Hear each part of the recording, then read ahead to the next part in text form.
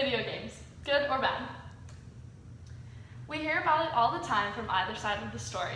A mad parent because they claim all their child does is play video games, or an angry child who claims that their parents just don't understand how fun they are.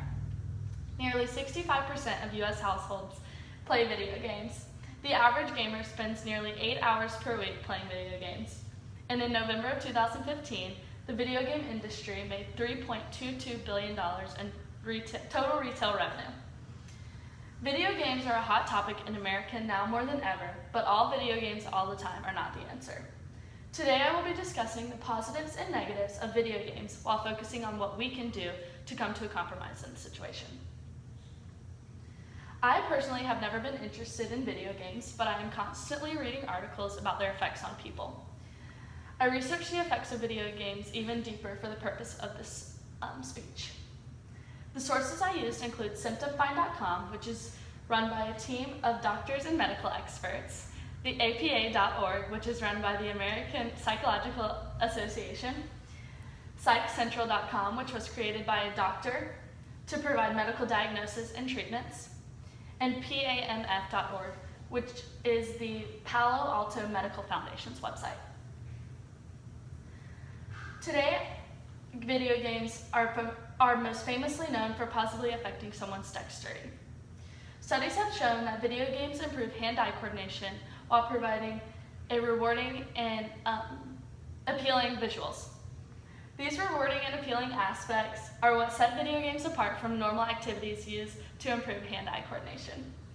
Video games have also been proven to improve learning and social skills. The American Psychological Association found in a study that playing video games, even violent ones, can improve someone's learning and social skills. And along with these positives comes the negatives. The most significant negative of video games is the relationship between playing video games and violent behavior. A study found that people who play video games, especially violent ones such as Black Ops and Call of Duty, show substantially high levels of hostile and aggressive behavior. There have been many studies similar to this one that have also shown the striking relationships between video games and bad behavior. Video games can also hinder social skills. Most kids who have their own video games play these games alone, and it increases the time a child spends alone, which can negatively affect their social skills when around others. Because there are both positives and negatives to video games, I believe that a compromise lies in monitoring and limiting the video games children play. I believe that parents should monitor video games by approving all video games that their child play. I also believe that parents should make sure that video games are appropriate for the child according to age. For example, a 7-year-old should not be playing Call of Duty. I also believe that parents should limit video games.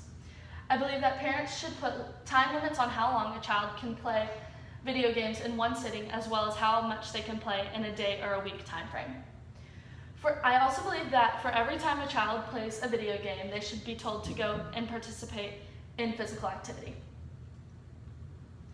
After discussing the positive and negative effects of video games, I think it's easy to see that a resolution to monitor and limit video games for children is needed. The debate of whether video games are good or bad will probably always live on, as it continues to be a huge controversy among avid gamers and concerned parents.